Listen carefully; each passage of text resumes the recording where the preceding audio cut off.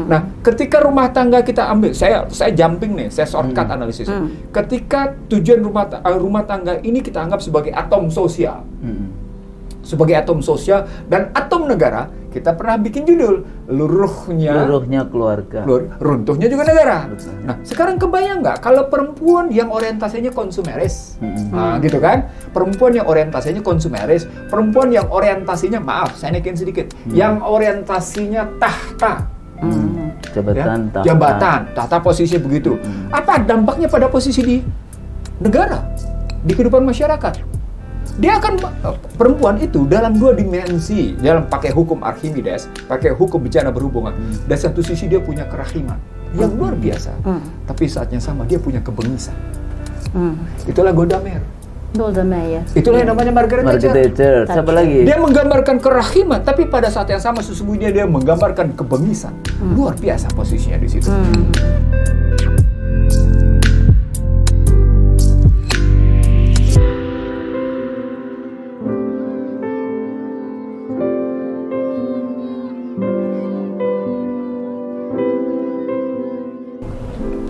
Assalamualaikum warahmatullahi wabarakatuh. Waalaikumsalam. Kembali bersama program IC The Real Show. Para pemirsa, apa kabar? Sudah lama ya kita tidak berjumpa, tapi kita akan kembali lagi. Kalau di dalam kampus itu kita katakan kita sedang libur semester. Nah, karena kalau melihat video-videonya program IC The Real Show itu kan butuh waktu, butuh menulis, butuh pergi lagi ke perpustakaan. Jadi memang ada jeda untuk kita kembali lagi ke semester baru. Tapi kita buka semester ini ya IC The Real Show bersama seperti biasa Dr. Ihsanuddin Nursi dan saya Husnul Maria. Hari ini kita punya tamu yang luar biasa. Kirain lucu. Tamu yang luar biasa, yaitu biasa dipanggil dengan BNW, Bunda Neno Warisman. Padahal nama aslinya Neno, gitu doang. Jadi nama aslinya panjang. Namanya panjang, pakai Titi. Nggak boleh ngomong di Filipina, nggak boleh. Titi Widoretno Warisman. Saya terima nikahnya. Cuma dipakai itu doang. Habis itu nggak dipakai lagi. Nah, kenapa kita bersama Bunda Neno hari ini? Karena hari ini kita angkat isu tentang peran perempuan dalam semua matra kehidupan. Jadi keren. Ada dua perempuan, ada satu laki-laki. Ya ini ya. Jadi matra, gini nih, Bunda Neno dan Bang Nursi. Dalam konteks hari ini, dunia hari ini ya, baik itu di dunia politik, jadi political society, di dunia business society, di dunia civil society, peran perempuan ini semakin dominan atau semakin menunjukkan kepiawaiannya.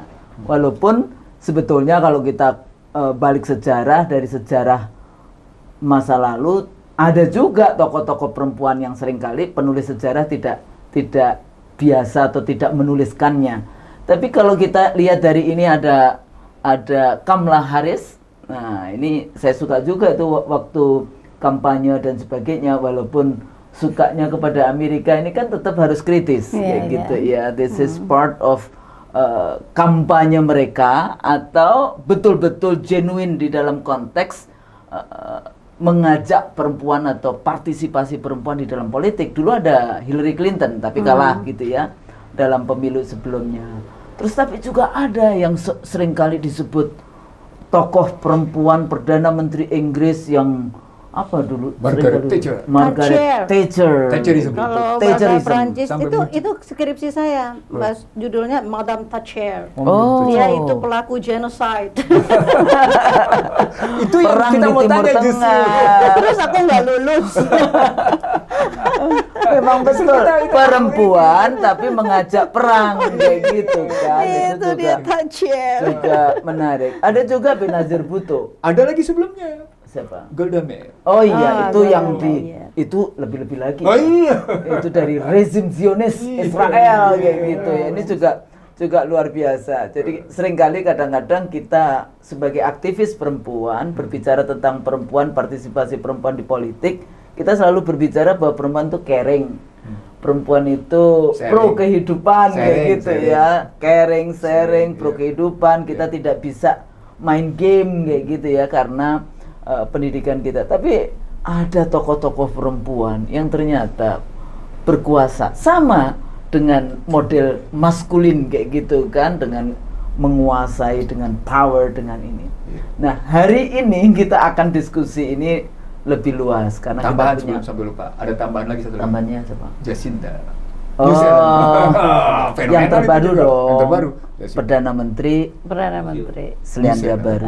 Ini luar Itu biasa keren. pada saat dia mengurus ya ada Merkel, ada juga yang Presiden Taiwan ya. Jadi ada banyak sekarang tokoh-tokoh perempuan dunia. Nah, tapi karena kita bicara dengan sebetulnya, kenapa tidak kita tanya dulu skripsinya? Kenapa dulu ternyata di balik itu semua aktivisme hari ini itu sudah dibangun konsepnya pada saat menulis skripsi. Iya, cuma nggak lulus. Itu sih nggak penting. Okay. Tapi apa idenya waktu menulis tentang Thatcher? Iya, itu kan perempuan hebat ya, terkenal seluruh dunia. Siapa yang nggak kenal? Perdana Menteri Madame Inggris. Thatcher. Kalau bahasa Prancis kan Madame Thatcher. Nah, itu ada lagunya itu yang nyanyi itu kayak Iwan Fals kalau di Prancis tuh Renaud namanya. Nah, Renaud tuh menceritakan, oh dia perempuan besi gini. Terus yang menarik dari lagu itu dia bilang, dialah itu kan yang melakukan apa dia bilang kayak kalau main bola apa tuh yang ekstrim yang dia sampai tindakan apa itu kalau orang main bola. Nah, itu disebut termasuk dijelasin sama dia itu artinya itu melakukan genocide gitu. Nah, itu saya tuh tertarik meneliti lagu itu. Cuma buat saya soalnya gini, ini perempuan kok kuat banget sih, kenapa dia dibilang tangan besi gitu kan. Tapi yang menulis lagu itu siapa? Renaud. Maksudnya Prancis? Iya. Ya, tapi kan Prancis dan Inggris secara politik memang beda. Enggak bermusuhan. Secara sejarah politiknya iya. begitu. Waktu saya di Prancis juga kalau misalnya saya ngomong Inggris gitu, mereka nggak mau ngelayanin pada saat saya masih. Iya, dulu memang begitu. Kan gitu. Berarti Sekarang ya. sudah enggak, sekarang udah cair gitu. Cuma terasa banget gitu. Jadi maksudnya emang ada di situ. Cuma kalau Renaud itu dia sebenarnya tokohnya kayak Iwan Fals gitu. Pada Iwan Fals yang pertama, Iwan Fals yang kedua kan udah berpihak. Yang pertama tuh kan belum, dia berpihak sama rakyat gitu kan. Nah, Renaud juga begitu, dia mempermasalahkan perempuan itu perempuan hebat, tapi kenapa gitu. Nah, itu pelajarannya gini, perempuan itu sebenarnya menyandang kerahiman kan. Di dalam diri perempuan ada yang namanya rahim. Nggak mungkin lah seorang perempuan itu bisa membunuh, apalagi genocide gitu, nggak mungkin. Nggak mungkin bagi seorang perempuan itu kayak tadi dia caring, dia ini. Kalaupun dia menjadi pelaku di kejahatan kriminal, di ranah publik misalnya gitu, dia pasti akan memilih strategi yang perempuan gitu. Strategi tapi Madame Thatcher sini enggak gitu. Dia tuh nggak punya sifat perempuan sama sekali gitu, dibilangnya di situ. Strateginya dia, keputusan dia itu nggak mencerminkan keperempuanan. Nah, si Renaud bilang kayaknya aku pengen maksudnya kenapa sih perempuan itu gitu, harusnya perempuan itu punya sisi yang lebih lembut, lebih ini gitu sih, sederhana itu. Cuma dia memang ada bahasan-bahasan politiknya di situ yang aku ingat judulnya emang Madame Thatcher gitu. Ternyata kenapa waktu itu lagu itu yang ingin ditulis, kenapa bukan yang ya karena aku nggak setuju pembunuhan. Aku sangat marah terhadap pembunuhan, bahkan aku pengen dulu pernah ngambil jalan ahimsa gitu. Ini waktu itu sehubungan dengan Sabra Satila segala ya? Iya. Ya nggak suka pembunuhan, jahat sekali orang membunuh itu, jahat sekali. Baru belajar kemudian setelah tahu bahwa membunuh satu jiwa sama dengan membunuh seluruh manusia, dan menyelamatkan satu jiwa itu sama dengan menyelamatkan seluruh manusia. Karena itu I do care gitu, siapapun aja, bahkan seorang anak kecil sekalipun. Rasulullah SAW kalau kita bilang itu, Rasulullah itu sangat mempedulikan walaupun seorang anak kecil hatinya sedih saja. Nah, itu adalah sifat perempuan gitu. Suami ketika Rasulullah turun dari menggigil kedinginan, itu sifat perempuan yang lembut tapi teguh gitu. Jadi dia mengatakan kepada Rasulullah ya, dua hal. Yang pertama kan dia katakan, ya Rasulullah, engkau tidak mungkin engkau berdusta, ini peristiwa yang hebat, tapi engkau itu adalah orang yang menyantuni janda-janda, engkau itu adalah orang yang dipercaya, engkau itu al-amin, engkau itu diteguhkan hati suaminya. Itu artinya perempuan itu sebenarnya di balik kelembutannya dia punya keteguhan, punya kekuatan gitu.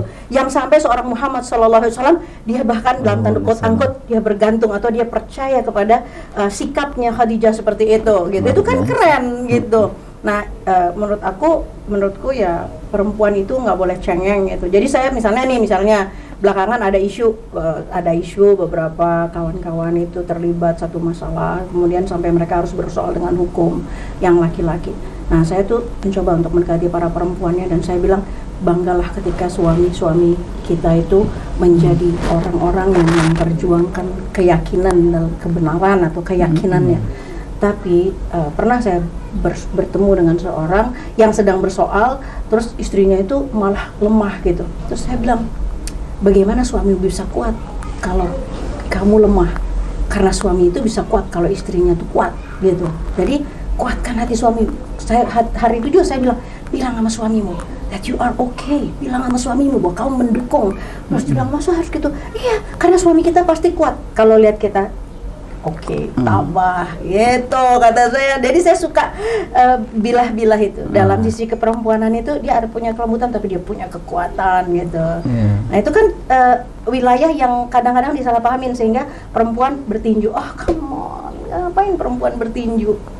Kenapa bertinju itu kan udah violence, itu maskulin di dalam konteks nggak itu. perlu gitu loh, untuk nggak perlu sampai ke tinju kan gitu. Jadi saya against gitu sama tinju perempuan. Saya juga nggak setuju perempuan itu melakukan pekerjaan-pekerjaan yang kasar. Enggak, saya bilang di forum-forum saya bilang yang bertugas untuk mencuci baju siapa? Bukan perempuan, laki-laki. Suaminya yang harus mencuci. Apalagi masak, suami yang harus masak. Terus pada bilang, terus perempuannya ngapain? Tapi di beberapa budaya kita ada tuh seperti di Bali kayak gitu ya. Itu yang ngecat rumah, kerja di jalan raya. Ada perempuan yang emang tubuhnya kuat, ada. Dan perempuan emang punya hati yang kuat. Cuma kalau udah eksploitasi, perempuan seolah-olah didikotomikan dia emang harus ngerjain pekerjaan rumah tangga yang semuanya diserahkan kepada perempuan domestik, itu nggak benar. Itu saya berada di depan dan saya bilang enggak begitu. Perempuan itu harus disenangkan, perempuan itu harus disayangi, dimuliakan. Gitu Bang. Gitu. Jadi kalau luar biasa ceritanya Mbak Neno ini, Bunda Neno kayak gitu ya, di dalam konteks tadi dari bagaimana karya lagu gitu ya, yang itu mencerminkan kondisi politik gitu, yang kebetulan perempuan yang memimpin. Menarik juga ya kalau kita banyak kan kritik-kritik juga kalau kita membuat lagu kan banyak kritik melalui lagu kayak gitu. Yang tadi dikatakan Indonesia siapa tadi? Yang sebelumnya dia pro kepada rakyat. Tapi sekarang kayaknya balik lagi. Sudah kan mulai orang mengkritisi. bisa berubah juga sih. Nggak apa-apa. Nah, Bang Nursi, kalau kita lihat ya, kalau kita bahas perempuan biasanya berhubungan dengan negara, itu biasanya saya bagi menjadi 3 kebijakan. Yang pertama itu spesifik gender, yang tadi dikatakan oleh Bunda Neno, karena perempuan punya rahim, segala hal yang berhubungan dengan hak reproduksi. Nah ini bagaimana sebetulnya kebijakan-kebijakan negara, dari mulai urusan hamil, urusan kalau kerja, cuti melahirkan, cuti mens, cuti banyak sekali yang berhubungan dengan urusan perempuan.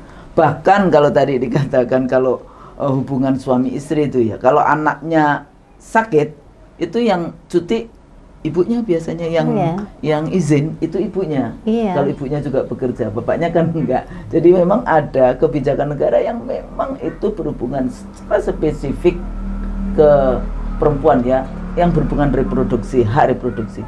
Yang kedua itu segala kebijakan negara yang berhubungan dengan relasi antara laki-laki dan perempuan, perkawinan, perceraian, mobilitas perempuan. Kita kan sebagai warga negara kan membutuhkan perempuan ini aman kalau naik kendaraan umum. Jadi beberapa waktu yang lalu, beberapa tahun yang lalu ya, kelas perempuan dan politik di UI itu saya suruh untuk menuliskan their own history, jadi kayak life history, apa yang pernah dialami pada saat berada di public transportasi. Ternyata bullying itu banyak. Mau kereta api, mau angkot, mau bus, mau ini di Jakarta ya, di UI ya, itu terjadi kayak gitu. Sampai yang sangat ya kemudian membuat vulgar. Mahasiswa Sampai vulgar. sampai vulgar. Nah itu. Dan yang ketiga yang berhubungan dengan semuanya, orang berpikir itu netral, ekonomi, pekerjaan, ya kemudian perang, damai dan sebagainya dianggapnya netral, tapi sebetulnya punya dampak yang berbeda pada perempuan dan laki-laki. Nah dalam konteks ini Bang Nursi sebagai ahli ekonomi, dari mulai urusan ekonomi dalam rumah tangga sampai kemudian ekonomi negara. Nah, ini melihatnya bagaimana nih? Kalau kita berada di dalam political society, kebijakan negara. Kita ngambil judul dari peran perempuan ya, peranan perempuan. Kalau kita ngambil judul peranan itu berarti kita punya dua masalah. Kita bicara statusnya, Ya. kita bicara kedudukannya, gitu, hak-hak dan kewajibannya. Lalu kemudian kita bicara tentang bagaimana kita melihat aplikasinya untuk merujuk pada statusnya. Kalau kita bicara status dan kedudukan berarti ada cita-cita tentang perempuan. Nah,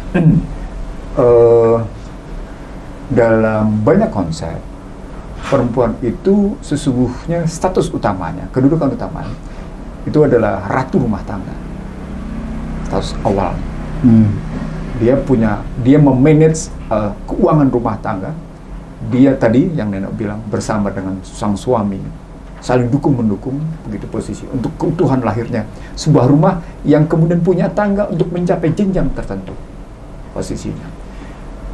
Artinya seorang perempuan sesungguhnya dalam perspektif dia sebagai pendamping suami, sebagai posisi itu ratu rumah tangga, pertama kali dia mengimbuhkan nilai, dia tanamkan dulu nilai pada seluruh anggota keluarganya.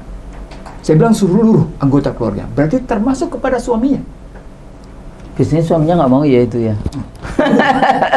Tuh, justru di sini bisa kelihatan ketika perempuan berusaha menanam atau mengimbuhkan nilai kepada suaminya, maka dua kemungkinan yang terjadi.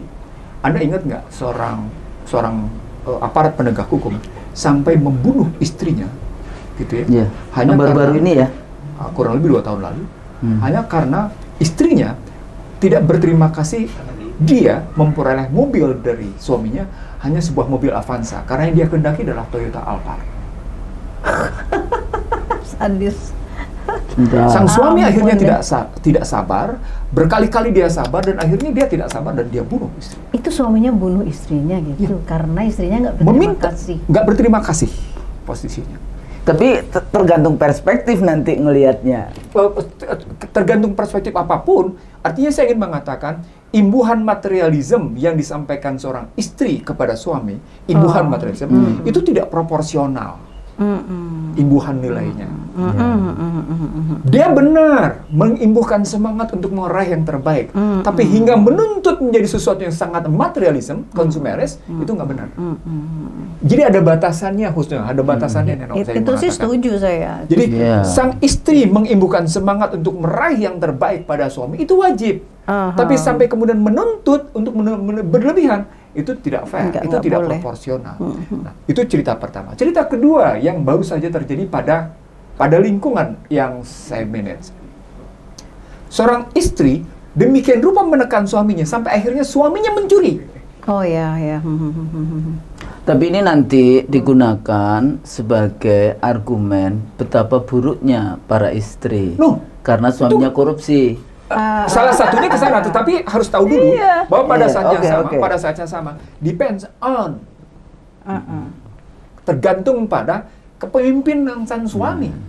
Kalau memang akhirnya rumah tangga itu dipimpin oleh suami yang benar gitu ya, maka imbuhan-imbuhan yang bersifat negatif, saya bilang imbuhan ya, atau injeksi nilai-nilai yang negatif atau yang positif, tergantung pada sang suami memanagenya. Kalau memang sang suami punya kepemimpinan yang benar gitu ya, artinya punya pemimpin yang asuh dan asah gitu ya, bahasa sederhananya, maka injeksi yang negatif nggak bakal terjadi gitu. Dia bisa terjadi, kamu bisa, atau kemudian memang akhirnya dianggap sesuatu yang berlebihan sehingga akhirnya sudah, saya tidak mampu memenuhi injeksi kamu yang berlebihan, mari kita pisah, daripada kemudian terjadi sesuatu yang tidak. Itu contohnya misal begitu posisinya. Kasus korupsi yang terakhir yang terjadi, kita nggak usah sebut siapa ya, nggak usah sebut, yang terakhir sebut. Bagaimana mungkin dia belanja tas-tas mewah itu dari uang korup? Itu termasuk yang aku bilang rahim. itu nggak mungkin seorang perempuan sebenarnya kalau dia memahami rahim itu kasih sayang, nggak mungkin dia tuh hanya mengasih sayangi dirinya, dia harus kasih sayangi rakyat, dia harus kasih sayangi orang lain. Nggak mungkin dia makan, dia nggak pakai tas bagus sementara itu adalah uang rakyat. Itu rahim dalam skop yang besar kan begitu, harusnya perempuan begitu, nggak bakal dia mau bikin suaminya korupsi itu. Ingat kasus Imelda Marcos? Iya, sepatunya ada berapa? Sepatunya berapa ratus, pasang, ya. tasnya berapa ratus? Ribu. Makanya posisi kan dahsyat kan kasus Imelda Marcos. Dahsyat kan posisinya, sampai sebunyikan rupa. Saya ingin mengatakan di situ lagi-lagi kita harus pahami dulu statusnya. Status perempuan ini apa? Sesungguhnya dalam lingkup yang paling kecil dulu. Jangan kita bicara dalam lingkup yang besar, dalam paling kecil dulu. Yang paling kecil adalah rumah tangga. Kalau kita mau ngambil di situ. Kalau kita sudah ngambil dalam secara proporsional perempuan dalam peranan rumah tangga secara benar, maka efek sosial, efek nasional itu justru lahir dari rumah tangga. Teori sosiologi menyatakan atom sosial itu ada di rumah. Dan rumah itu ada posisinya, begitu ceritanya.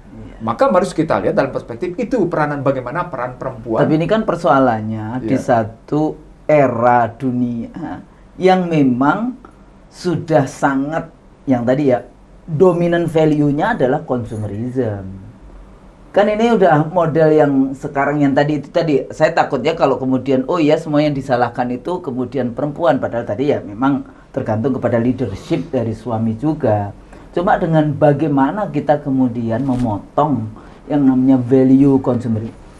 Yang namanya keberhasilan, itu kalau kita punya Alphard, kita punya rumah, kita ngomongin Alphard ya, kita ngomongin BMW, kita ngomongin semuanya mobil lah yang seperti itu. Simbol gitu, kemewahan. Simbol kemewahan. Status sosial, status ekonomi sosial kayak gitu ya. Itu yang menjadi ukuran di dalam masyarakat kita, bahkan di negara pun juga demikian. Jadi ini kan kayak buah si malakama. Kalau perempuan yang nggak ngikutin ini, dia mendapatkan tekanan dari masyarakatnya. Kalau dia ngikutin, suaminya yang tertekan. Kalau mau salah-salahan juga sebetulnya salahnya juga karena laki-laki itu suka meminang, suka ngiming-ngimingin perempuan itu. Laki-laki kan gitu katanya. Laki-laki itu disukai atau cintai karena satu hartanya atau jabatannya, kedudukannya, kedua karena wajahnya, gantengnya, terus habis itu ilmunya, gitu kan, terus keempat karena imannya, gitu kan. Nah, yang nekat adalah yang hebat tapi nekat adalah laki-laki yang nggak punya semua itu, tapi dia pede. Aku mau bercanda.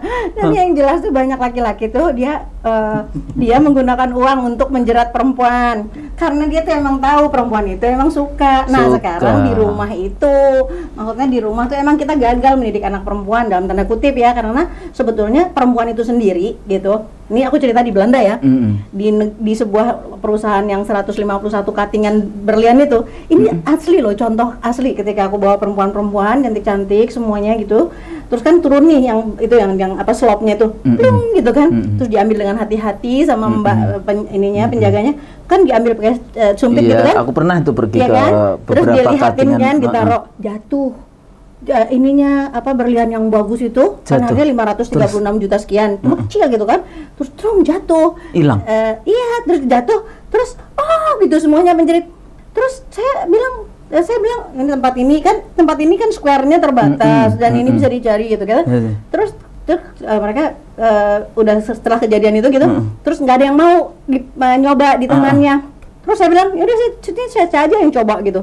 Terus dicobain gitu kan. Ini harganya berapa kata saya gitu. Oh ini berapa ratus juta gitu kan gitu. Terus saya bilang sama mereka, ini harganya segini, tapi harga saya itu jauh lebih mahal daripada ini, kata saya. Maksud saya tuh perempuan harus tahu bahwa dia itu adalah perhiasan terbaik yang termahal di dunia, sehingga pemberian suaminya apapun aja ya oke, syukurin aja kayak tadi itu. Tapi yang termahal adalah dia sendiri gitu loh. Nah itu value itu yang harusnya ditanam orang tua kepada anak-anak.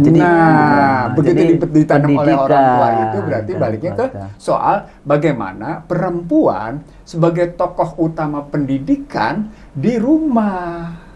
Itu keywordnya jadinya. Salah. Takes two to tango.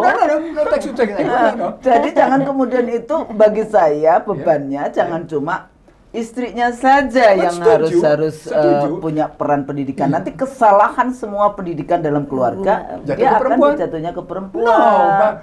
Kayak gitu. Jadi kalau menurut saya di era sekarang ini mari duduk bersama suami dan istri untuk tadi cita-cita anak ya supaya bertakwa, supaya dia sukses dunia akhirat dan sebagainya, itu juga menjadi tanggung jawab suami. Tapi suami merasa karena sudah mencari makan, pencari nafkah, katanya udah selesai.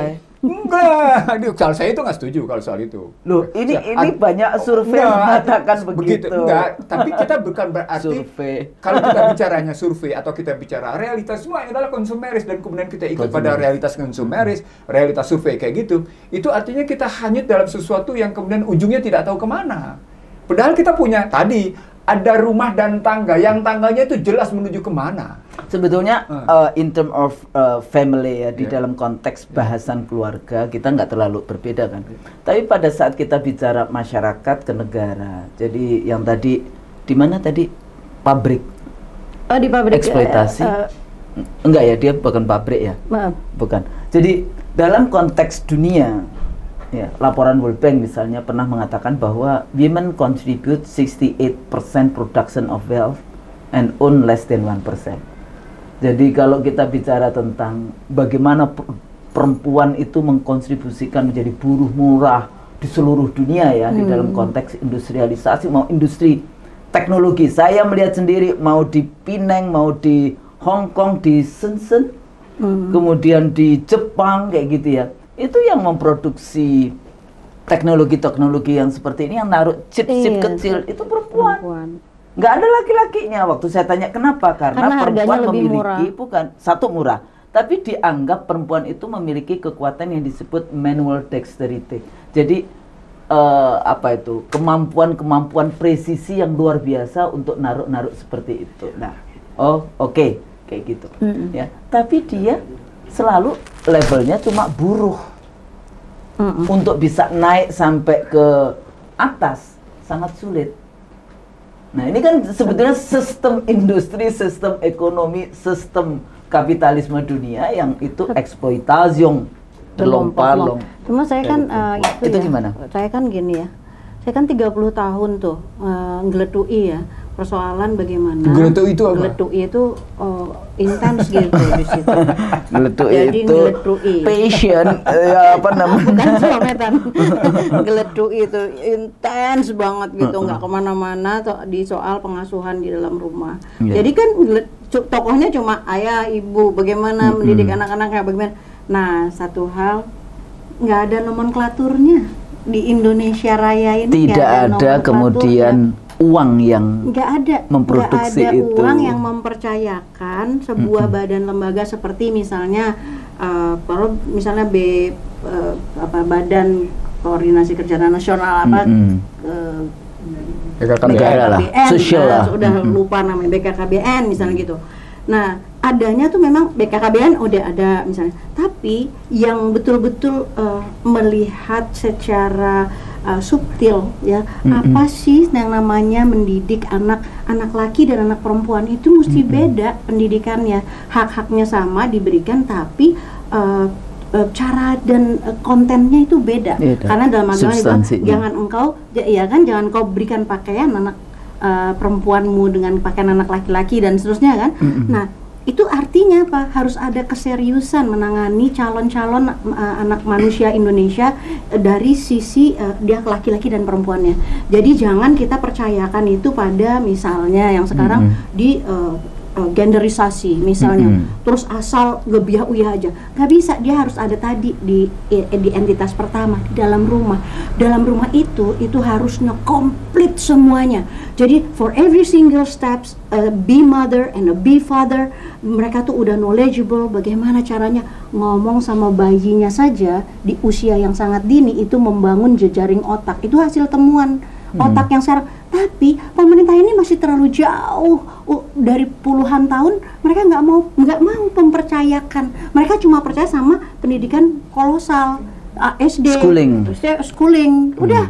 Tapi pendidikan dalam rumah nggak ada nomenklaturnya. Sampai hari ini nggak ada nomenklaturnya. Jadi Bu, kalau Ibu jadi presiden Bu. Amin, amin.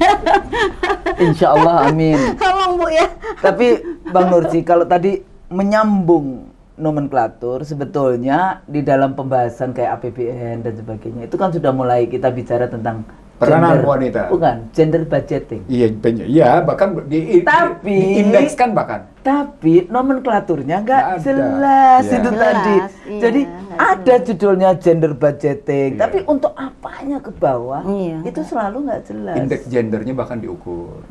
Indeks gender untuk menunjuk sampai seberapa jauh misalnya Kasihan. kesenjangan gender, Iya. indeks gender bahkan diukur. Nah, sekarang kita mulai lagi tadi dari posisi Tapi naikin bagus lagi. tuh ini, neng, Iya. naik kata. Aku suka itu. Iya. Jadi sebuah keluarga dia abang bilang tuh ada Iya, tujuan. ada tujuan tertentu. Nah, dari situ Keren. sesungguhnya kalau tadi Nenok bicara tentang kan lelaki yang mengundang-undang perempuan dengan harta gitu.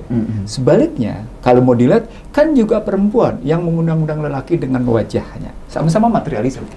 Ya betul. Approach-nya berarti sama-sama materialisme. Betul. Kalau pakai bahasa itu gitu. Betul. Nah, perspektif itulah kemudian dikembalikan ke dalam cita-cita rumah tangga jadinya.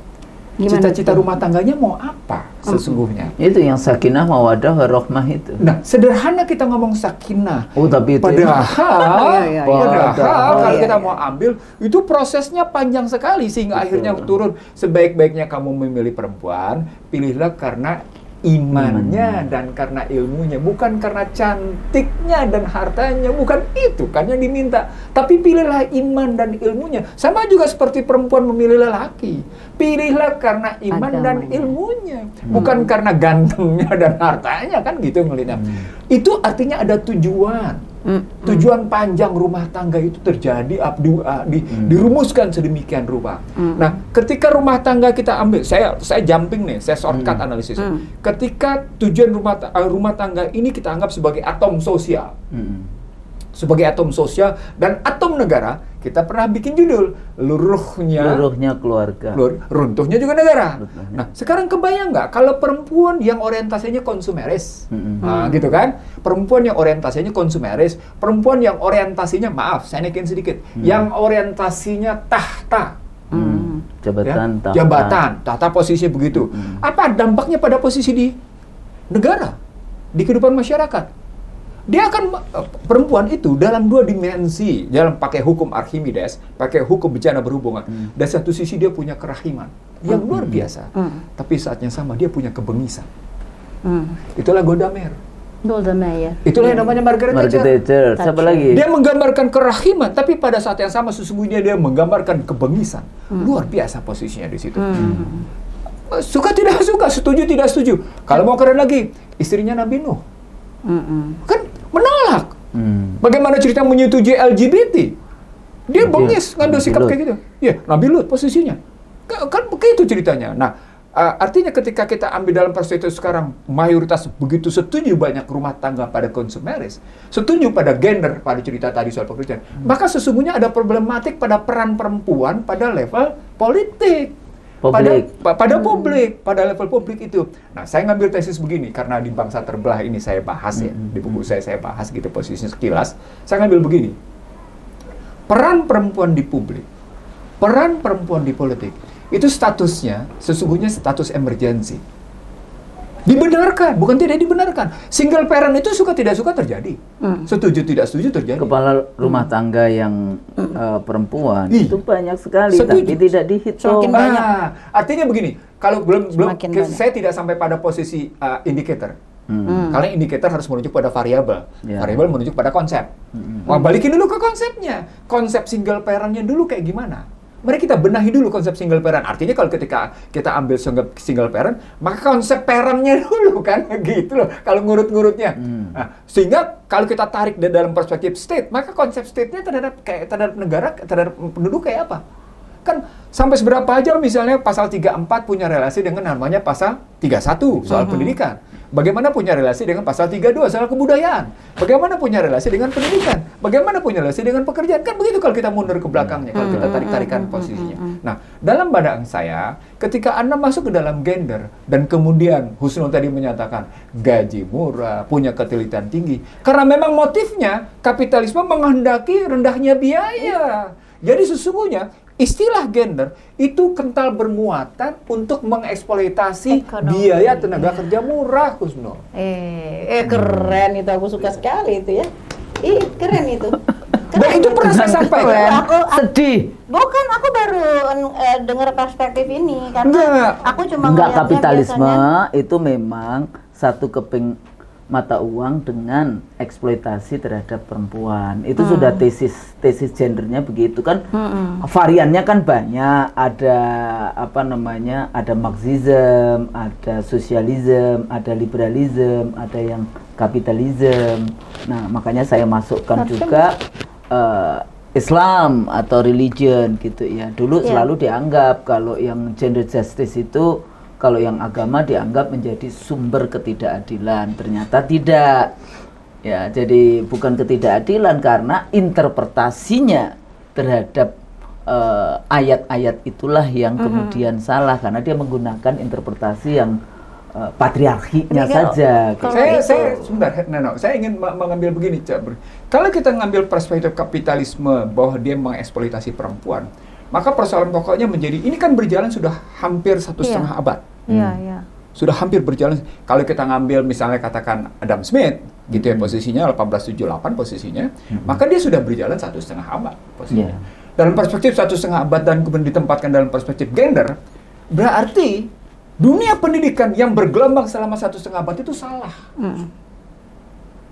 Shortcutnya begitu jadinya. Shortcutnya kenapa? Karena dunia pendidikan membenarkan bagaimana peran kapitalisme dalam posisi yang akhirnya berujung pada konsumerisme. Konsumerisme tidak berdiri sendiri. Loh, bukankah itu memang how the world system work gitu ya? Jadi bagaimana dunia ini memang kontestasi. Itu Immanuel Wallerstein. Itu Immanuel Wallerstein. Jangan langsung kalau ke dalam sistem dunia Immanuel Wallerstein. Ya, kalau kita bicara seperti itu, kapitalisme kita dicekokin. Perempuan tiap hari harus melihat TV yang isinya 99% sebetulnya mencekokin, promoting materialism. Itu kan bagaimana tiap hari? Oh, kalau cantik itu harus pakai apa yang kayak gitu kan? Ya, itu belanja negara tuh paling tinggi pada wajah perempuan. Nanti saya sampaikan. Lebih tinggi dari gas and oil. Lebih tinggi, itu belanja negaranya seperti lebih tinggi itu. dari farmasi. Nah, terus kemudian siapa sebetulnya industri perempuan harus cantik, perempuan harus fashion, siapa? Laki-laki juga persoalannya. Konsumennya? Bukan, produsennya. Produsennya. Sementara kita harus berdandan sesuai dengan tipe yang diingin. Jadi kayak persepsi laki-laki yang kemudian dia membangun industrinya, kemudian kita dicekokin di medianya, dan akhirnya kita ikutin, dan akhirnya berantakanlah semua yang tadi, value agama, value keluarga, peran perempuan. Dan jadi sebetulnya ideologi liberalisme, kapitalisme, konsumerisme ini sebetulnya yang merusak. Nah, sampai di situ berarti kalau kita anggap merusak, maka tatanan perempuan dari mulai keluarga sampai dengan peranan nasional, regional, bahkan internasional, itu sesungguhnya tergantung sekali pada, istilah saya, injeksi nilai pada perempuan itu sendiri. Itu maksud saya yang pertama, simpulan sederhana. Maka isu gender yang sesungguhnya adalah eksploitasi keperempuanan, istilah saya bukan lagi eksploitasi perempuan, tapi eksploitasi keperempuanan. Dalam nih omongan saya nih, kalau sudah begini, itu berarti harus dikritisi dalam nilai-nilai masyarakat itu sendiri. Ketika masyarakat tunduk pada posisi nilai-nilai seperti itu, sudah selesai. Maka jangan salah kalau kemudian terjadi masyarakat yang berantakan. Itu yang saya mau bilang, Husnul. Itu yang saya mau bilang, Neno. Jadi jangan salahkan, karena perempuan ini berkontribusi atas lahirnya kerusakan. Dia perempuan dan laki-laki. Itu bukan. Ketika aku soalnya posisi saya kalau hanya pada perempuan, saya kadang-kadang dia lebih banyak korban. Saya bukan playing victim ya, victimizing ini enggak, tapi pada dasarnya sebetulnya itu kan ya saling, karena saling kan? Iya, jadi ada perempuan yang seperti itu, tapi lebih banyak karena perempuannya dirusak, karena lebih banyak industri besar yang itu patriarki yang merusak. Makanya muncul gerakan-gerakan yang seperti gerakan feminisme kayak gitu ya. Jadi feminisme variannya juga banyak. Jadi kalau kita bicara feminisme banyak, ada yang tadi Marxisme, sosialisme, radikal. Ini sampai kemudian saya kembalikan lagi, kalau feminisme dalam arti keadilan gender, keadilan antara laki-laki dan perempuan, makanya saya dari dulu selalu bicara bagaimana menghubungkan antara Simone de Beauvoir, the second sex-nya Simone de Beauvoir, Beauvoir dengan sejarah yang ditulis oleh Tarek Tabari. Jadi balik lagi, pada saat saya ngomong Islamic feminism, semua orang menghina. Tapi saya kembalikan lagi, sebenarnya value di dalam Islam yang kita bicara keadilan. Kalau menurut saya begitu dibilang Islamic feminism itu udah nggak pede sebenarnya, karena dalam Islam itu. Terus apa? Kalau feminisme enggak, konsepnya feminisme adalah mencari keadilan gender. Iya, karena apa? Karena emang kita udah ninggalin Al-Quran itu. Kalau kita bicara saya dari kacamata Islam itu adalah kita tuh ninggalin Al-Quran. Kita nggak percaya sama apa yang ada di Al-Quran, sehingga kita kemudian pakai istilah-istilah lain untuk menjelaskan Al-Quran. Nggak bisa. Al-Quran nggak akan pernah bisa dijelaskan oleh apapun ilmunya, karena Al-Quran itu kan udah sempurna. Jadi kita emang harus kembali kepada Al-Quran itu. Nah, aku emang bukan orang yang setuju pada feminisme dalam semua bingkainya. Aku lebih bilang senang harmonis gender, karena di dalam Islam itu harmonisasi. Jadi ada kewajiban, ada ini. Bahkan katanya Tuhan, aku lebihkan engkau kaum laki-laki dari kaum perempuan. Tapi tentu Arijalun kaum ala nisa. Iya, aku lebihkan engkau dan aku lebihkan yang satu dan yang lain. Bahkan dalam perceraian itu, bayangkan dalam perceraian orang suka bilang gini, ini ngomong soal perceraian, hak perceraian ya. Artinya Tuhan benci orang yang bercerai. Tadi kan banyak single mother tuh karena perceraian gitu kan, bukan hanya kematian tapi karena pilihan si perempuan sendiri nggak tahan gitu. Laki-lakinya males, nggak mau kerja misalnya gitu ya. Kemudian laki-lakinya udah nggak ngasih duit, udah ngasih juga kasih sayang, nggak wah pokoknya udah banyak lah itu ceritanya. Nah, padahal si perempuan itu sendiri dia dalam hal perceraian Tuhan mengatakannya sama, jika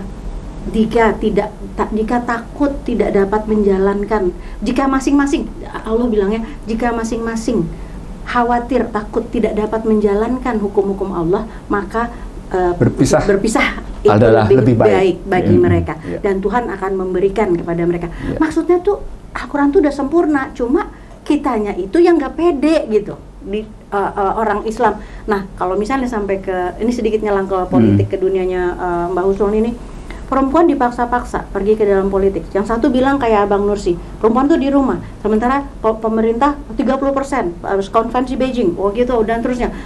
Tapi sebenarnya harusnya tadi kembali diperlakukan secara detail jiwanya perempuan yang hebat itu, kayak Ibu Aisyah, Ibu Khadijah. Itu kan ada contoh-contohnya. Kita tuh soalnya ngelihat itu seperti seperti dongeng. Jadi profil perempuan, jadi profil anak perempuan itu bapak ibunya nggak ngerti, nggak tahu bagaimana caranya membuat seorang anak perempuan tadi bisa memiliki pattern yang bagus gitu. Nah, ini kan PR kita sebenarnya. Jangan tiba-tiba udah SMA atau udah kuliah, Bosno jadi seperti ini karena Neno yakin karena pendidikan di dalam rumah ibunya seorang perempuan yang hebat, ibunya pelaku, ya kan juga mama itu ibu ya, ibu itu udah nyontohin yang semuanya itu sesuai dengan Quran, nggak pakai teori-teori feminisme menurut aku. Di dalam kita menjelaskan, di dalam kita menjelaskan secara konsep. Kan nggak semuanya seperti ibu saya, nggak semuanya seperti ibunya Mbak Neno, nggak semuanya seperti ibunya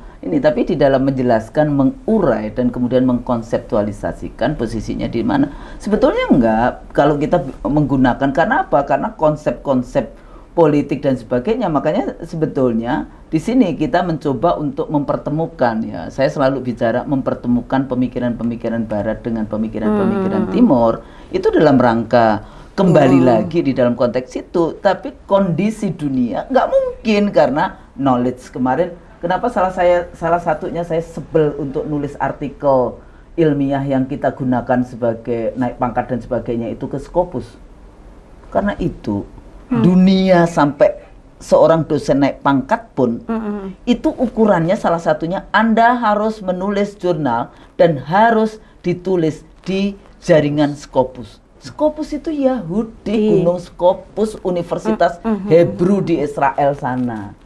Kadang-kadang kan saya nggak bisa mengungkap itu secara blatant kayak gitu ke publik. Kenapa saya agak sedikit resisten untuk melakukan itu? I don't really care kayak gitu dengan yang seperti itu. Karena ini kekuatan jaringan mereka yang sebetulnya Islamophobia di dalam konteks itu. Tapi kalau kita bicara tentang keadilan, apa sih? Makanya kenapa saya selalu mengatakan, oke, kalau Anda bicara tentang feminisme dalam arti keadilan gender, halo, Islam itu 14 abad yang lalu itu sudah memberikan yang namanya nilai-nilai bagaimana peran perempuan di dalam konteks itu. Tapi kan ilmu pengetahuan kan didominasi Barat. Yang saya selalu mengambil contoh pemikiran politik Farabi, Mawardi, Ibnu Khaldun, Ibnu Taimiyah. Kembali lagi, bahkan saya selalu kembali ke Fir'aun kayak gitu, bahkan sebelum Nabi Muhammad SAW kayak gitu Itu untuk mengangkat bahwa ada pengetahuan-pengetahuan yang itu kadang-kadang tidak diajarkan. Sampai di situ, mau tidak mau kita memang mesti memilah bahwa Barat suka tidak suka, setuju tidak setuju, memang punya keunggulan dalam sains dan teknologi. Tetapi Timur khususnya ilmuwan-ilmuwan yang tadi disebut, itu punya keunggulan dalam peradaban, dalam nilai-nilai, akhlak, dalam akhlak. Kalau Anda mau mencari nilai-nilai, mencari akhlak, mencari peradaban, sudah konsep nih apa bedanya adab dan akhlak? Ada yang menerjemahkan kalau peradaban itu bisa dipelajari oleh siapapun. Kalau akhlak itu Al-Quran. Nah gini, kalau akhlak itu kan kasta dasarnya Khalik, pencipta. Rujuk pada perilaku sang pencipta yang dirumuskan oleh pencipta. Jadi akhlak yang dikehendaki adalah akhlak sebagaimana yang dirumuskan dalam Al-Quran, dicontohkan oleh, kalau perempuan langsung dicontohkan oleh Siti Hadijah. Saya berhenti pada cerita seperti itu. Apa yang dicontohkan oleh Siti Hadijah?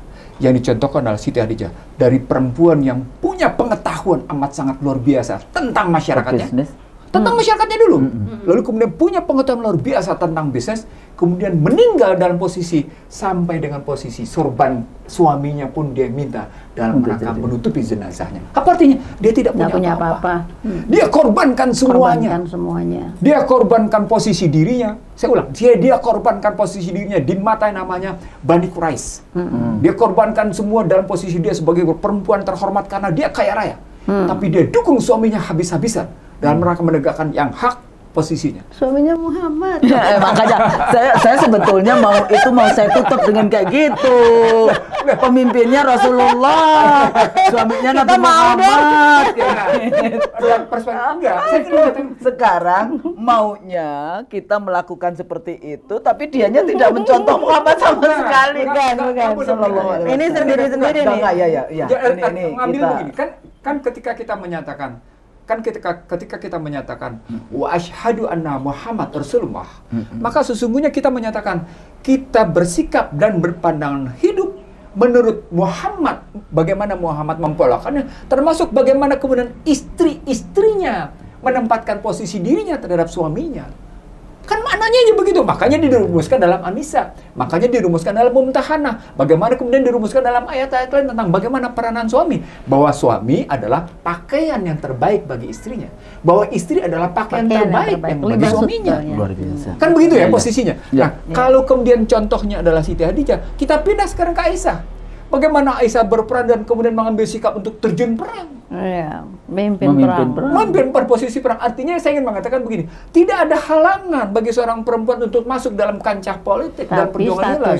Tapi ada status. Gitu loh. Jadi saya ingin mengatakan, ada tempatnya, ada waktunya, ada ruangnya yang mesti kita ambil di situ. Tidak dalam serta-merta, tapi ruang serta-merta, ruang sepanjang usia, ruang sepanjang waktu, itu adalah perempuan. Bagaimana kita melihat misalnya seorang Hadijah yang dari mulai kaya raya, berpengetahuan luas dengan posisi yang sangat bagus, dan di akhir hayat hidupnya, dia bilang pada anaknya, agar memberikan sorban kepada dirinya, sorban suaminya, untuk sekedar menutup jenazah.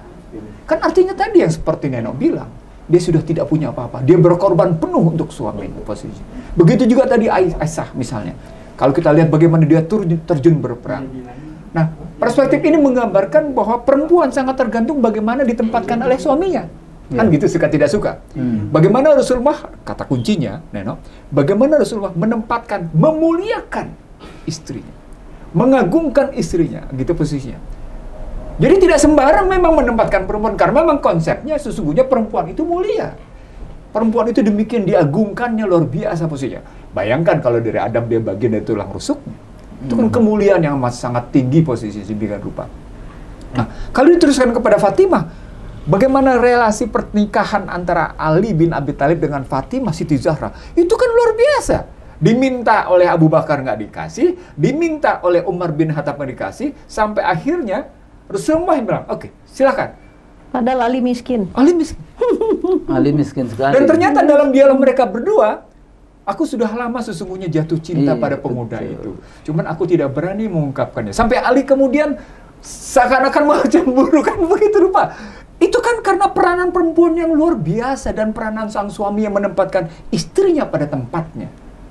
Nah, peran suami yang menempatkan istri pada tempatnya, dia bukanlah mesin produksi materi, dia bukan mesin produksi ekonomi. Itu dia gitu, mesin yang memanage hasil ekonomi. Itu logika berpikirnya kalau dia mau diambil. Maka seorang perempuan jangan dijadikan mesin produksi, jangan dijadikan alat produksi, khususnya alat produksi ekonomi. Karena dia adalah produsen nilai-nilai, Husnul. Dia produsen nilai-nilai. Keyword, kata kuncinya dia adalah produsen nilai-nilai. Nah, ketika perempuan gagal ditempatkan sebagai produsen nilai-nilai, maka dia akan gagal masuk ke dalam produsen keakhlakan yang benar. Maka peradabannya sebagai wujud hasil dari interaksi manusia. Jadi peradaban itu hasil interaksi manusia, posisinya. Dia akan berbeda dengan akhlak yang dikehendaki oleh Al-Quran. Gitu. Berarti kalau terjadi kerusakan dalam skala besar, itu artinya karena tidak adanya pasokan nilai pada anak perempuan di sejak awalnya. Jadi pasokan tidak cuma anak, itu, tapi juga istrinya juga. Iya, perempuan lah ya. Perempuan. Kan, istri itu kan dulunya anak kan, dulunya anak. Jadi emang berarti kita kan udah ngalamin nih semuanya. Kita lihat, oh iya ya, kerusakan ini sampai ya korupsi, ya penegakan hukum, segalanya kan ambruk tuh. Karena gini, misalnya orang yang tidak menegakkan hukum, misalnya hakim-hakim atau jaksa-jaksa, di rumah kan ada istrinya itu.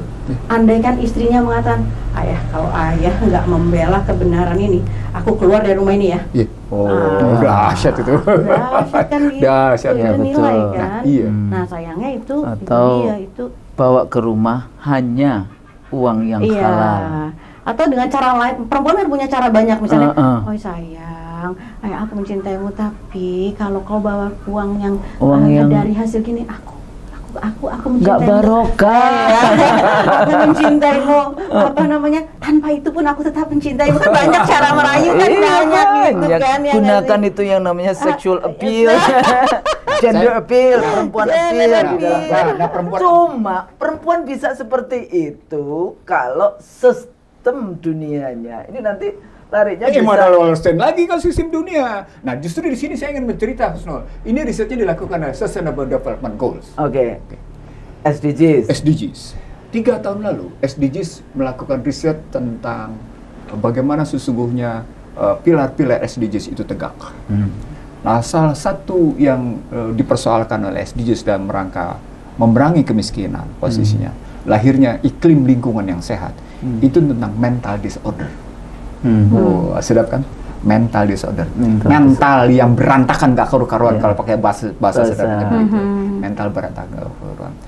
Ternyata dia dapatkan di 4 negara. Di 4 negara. Dia dapatkan posisi di Amerika. Dia dapatkan di Uni Eropa. Termasuk Skandinavia sekalipun. Dia dapatkan di Australia. Dia dapatkan di mana terakhir? Coba tebak. Di Asia. Di Indonesia. Mental disorder pada banyak perempuan. Ini berapa negara yang diteliti? Seluruh negara SDGs. Seluruh negara SDGs. Dia bikin indeks posisinya. Kalau UN itu biasanya 50, 45, 53, 65. Posisinya begitu. Dia kayak gitu tuh. Iya. Nah, sekarang lalu muncul pertanyaan, nanti berkaitan dengan pernyataan yang baru saya baca kemarin di sebuah media asing. Bagaimana dreamland menjadi nightmare. Amerika is a dreamland, then now is a nightmare. Wah, dahsyat kan? Dia bilang, nah begini ceritanya. Di Amerika, penyebab mental disorder itu bagi perempuan adalah karena di satu sisi dia harus mengatasi ketimpangan perekonomian. Jadi artinya dia diminta sebagai mesin produksi kan?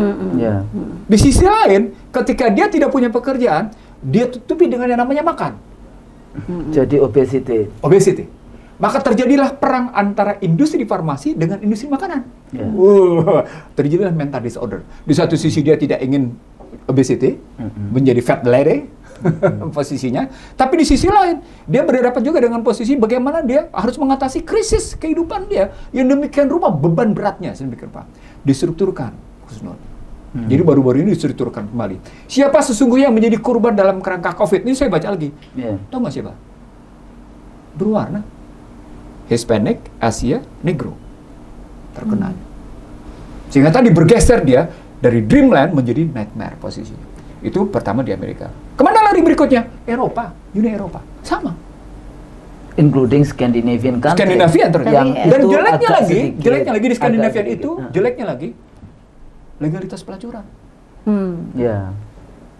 Legalitas pelacuran posisinya. Sehingga mereka bisa memaksa negaranya, pemerintahnya, agar mendahulukan dirinya memperoleh vaksin. We are the professional except prostitutions. Sampai kayak gitu. Pindah kemudian, kenapa Australia meninggal? Karena ada demam kejujuran di wilayah di sana, sehingga mereka berkurang. Di Indonesia, ketika mental disorder terjadi, kenapa? Karena riba. Sebenarnya sama juga di Amerika juga ada riba jadi jatuhnya. Jadi manusia yang tinggal di Amerika itu hidupnya itu dia harus berpikir mortgage ya, jadi hutang untuk beli rumah, hutang untuk sekolah, hutang untuk asuransi, serba hutang lah, kesehatan. Jadi hutang. Jadi walaupun sudah selesai kuliah, dia masih harus mikirin hutang yang itu riba. Debt society, masyarakat berutang. Masyarakat berutang. Itu posisinya Amerika. Itu yang contoh. Dia mengkampanyekan ideologi liberalisme dan neoliberalismenya ke seluruh dunia, termasuk ke kita, dan kita melihatnya seperti kalau sebelum nightmare apa? Dreamland itu Dreamland tadi. Ya, American. Yang menarik adalah ketika sampai pada posisi nasib tadi, ada dua peristiwa penting yang kemudian disoroti oleh beberapa kaum moralis di sana. Perceraian Jeff Bezos dan perceraian Bill Gates. Bill Gates sudah. Sama Melinda juga cerai posisinya. Kalau Jeff Bezos tahu, tapi dia tidak memotong industrinya itu yang jualannya itu. Sudah berbagi kekayaan langsung. Ya, tapi dia perusahaannya enggak. Di Bill Gates kekayaannya juga. Kalau di Bill Gates juga posisinya sudah ya. Apa? Intinya apa itu tadi? Poinnya di satu sisi ada gambaran krisis demikian rupa pada moralitas, tapi pada saat yang sama di sini juga menunjukkan betapa hebatnya, dahsyatnya perburuan harta pada masyarakat yang mengidap mental disorder. Tuh. Bagaimana tidak menjadi nightmare? Loh, Anda pemirsa Indonesia, kita termasuk menuju ke situ atau sudah separah itu? Ya, tapi juga mungkin coba lihat kalau Finlandia gimana itu sebagai indeks negara yang paling bahagia hari ini. Kita mesti tahu juga itu karena dia ada sebuah negara. World Happiness Index-nya itu tidak bisa diukur pada yang namanya social capitalnya, modal sosialnya. Nggak bisa diukur sepenuhnya karena akhirnya mereka menakar dalam seminggu Anda ketemu orang tua Anda berapa lama? Pertanyaannya. Dan ternyata ketika pertemuan itu dianggap sebagai pertemuan formalitas sekedar makan, dia tidak bisa dianggap sebagai sebuah kehangatan jiwa. Kan salah satu bentuk social capital itu, modal sosial itu adalah pertemuan seperti ini, kita duduk bareng, bagaimana kita berbagi, bagaimana silaturahim itu sesungguhnya berbagi rezeki. Rezekinya bukan uang. Rezeki berbagi rasa, berbagi pengetahuan, minum teh gitu bersama. Posisinya. Contohnya begitu gitu ya. Nah, itu bisa dijawab ketika kita ngambil World Happiness Index dan Anda ambil Finlandia dan kemudian kita telusuri indikator-indikatornya, sepenuhnya tidak bisa diukur pada social capital. Oh, berarti kayak TWK dong ya. Jadi ada problematik nilai-nilai yang sesungguhnya immaterial, tidak bisa diukur berdasarkan material, harus dilihat dalam perspektif itu. Nah, itu salah satu contoh misalnya kalau kita ngambil gitu. Ada contoh yang paling menarik dalam setelah kita ngelihat mental disorder pada perempuan kayak gitu. Contoh yang paling menarik adalah bagaimana ketika orang sibuk, ya, itu dalam genderism tadi posisinya, itu memburu tahta dan harga sebagai sebuah keniscayaan. Dan itu rata, yang tadi Anda bilang tadi, betapa peradaban kapitalis itu telah masuk ke seluruh lini. Dan kemudian tadi kita mencoba mencari sampai ke ruang-ruang tamunya, perempuan-perempuan di rumah tangga, itu kan dengan TV dan sebagainya itu. Dan Anda bisa lihat bagaimana saya memperoleh video di Saudi Arabia tentang perang perempuan. Di sini kelihatan betapa hebatnya perang peradaban itu, kalau pakai istilah kita gitu. Perang peradaban itu gitu ya. Itu lahir kan perang peradaban pada akhirnya perang materialisme, perang realisme. Realisme itu dimunculkan dalam sebuah pergumulan dan itu disebut sebagai perang peradaban. Yang kemudian bisa lepas dari posisi bagaimana nilai-nilai yang mestinya masuk ke dalam kerangka berpikir manusia untuk diterapkan dalam tindakan sehari-harinya. Kalau pakai ceritanya, jangan sembarangan dengan daya pikir kamu, karena nanti bisa menjadi ucapan. Jangan sembarangan dengan ucapan kamu, nanti menjadi tindakan. Jangan sembarangan dengan tindakan kamu, nanti jadi kebiasaan. Jangan sembarangan dengan kebiasaan kamu, nanti menjadi karaktermu. Jadi nasibmu. Jadi nasib. Your destiny. Your destiny. Nah, kebayang nggak kalau perempuan terbiasa berpikir, alah enaknya pakai mobil mewah, alah enaknya pakai tas bermerek, alah enaknya pakai sepatu bagus gitu, Bab. Punya gengsi. Kebayang nggak kalau ternyata kehidupan diukur oleh materialisme dan bagaimana dia terinjeksi kepada suaminya.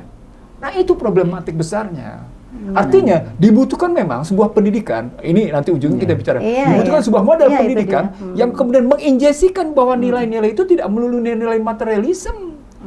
Jadi dalam seluruh matra kehidupan manusia, apakah sosial, ekonomi, politik, dan yang lain-lain termasuk hukum, itu tidak bisa sekedar imbuhan nilai materialisme pada perempuan. Karena perempuan adalah sumber pengajaran nilai-nilai di rumahnya. Nah, ketika salah dalam sumber pengajaran nilai-nilai di rumahnya, bisa jadi sang anak malah berebut harta dengan caranya masing-masing. Dan ada itu sekarang sampai membawa orang tuanya ke pengadilan. Loh iya, terjadi. Suka tidak suka. Padahal orang tuanya belum meninggal ya? Belum, tapi sekarang udah meninggal ya. Sekarang udah meninggal. Jadi intangible, harusnya diajarin yang intangible. Jadi value itu, nilai, kemudian akhlak, budi pekerti, dan sebagainya. Memang balik lagi, yang saya bilang tadi, kontestasi ideologi, kontestasi peradaban, kontestasi, akhirnya kontestasi pengaruh lah. Pengaruh di dalam konteks itu menjadi sangat penting. Kitanya sendiri bagaimana mempertahankan itu. Indonesia sebagai negara muslim terbesar di dunia, kalau masuk di dalam ukurannya mental disorder, ukurannya apa namanya, UN ya? UN atau SDGs kan UN. UN.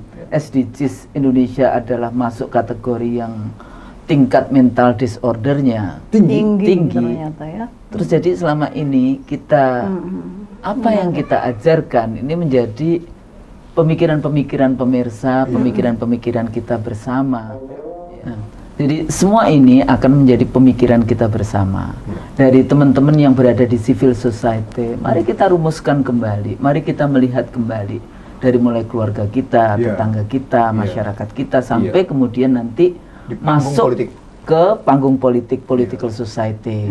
Seperti apa nanti kebijakan-kebijakan? Kalau tadi Mbak Nenok bicara tentang nomenklatur. Nggak ada nomenklatur itu ngurusin rumah tangga, padahal itu menjadi poin penting manusia Indonesia di masa depan, gitu kan? Jadi calon-calon pemimpin bangsa, calon-calon warga negara Republik Indonesia, supaya tidak menjadi bangsa tempe ya, kalau dulu Soekarno mengatakan bangsa kuli atau bangsa yang seperti itu, tapi bangsa yang menjadi pemimpin dunia, misalnya seperti itu. Nah, ini menjadi sangat penting. Demikian juga di industri atau di kalangan business society. Karena business society ini yang kadang-kadang menabrak semua peradaban kan, menabrak semua akhlak, budi dan sebagainya. Eksploitasi tadi, tenaga kerja perempuan yang murah, eksploitasi karena pasar, eksploitasi enggak ini yang berhubungan dengan perempuan, kita harus pakai apa namanya, fashion, pakai tadi tas. Ada satu cerita, saya tutup dengan cerita. Kadang-kadang saya sedih, ini ada kawan saya juga, dosen juga nih. Saya kan biasa nggak peduli lah pakai tas yang agak sedikit gompel yang kayak gitu ya, sudah artinya sudah agak gompel gitu. Ibu Kusno nggak malu ya pakai tas gitu? Emang kenapa? Loh, enggak, emang kenapa ya? Biasa saja lah yang agak sedikit gompel di ujung kayak gitu kan, biasa saja kan. Kita punya tas beli di Jogja, tahu-tahu ada gompelnya di ini. Terus enggak, karena ada kawannya, ini dosen juga. Waktu dia bilang, oh ini sih murah, harga 800 juta. 800 juta. Kalau saudara saya itu 1,5 miliar tasnya, yang kayak gitu.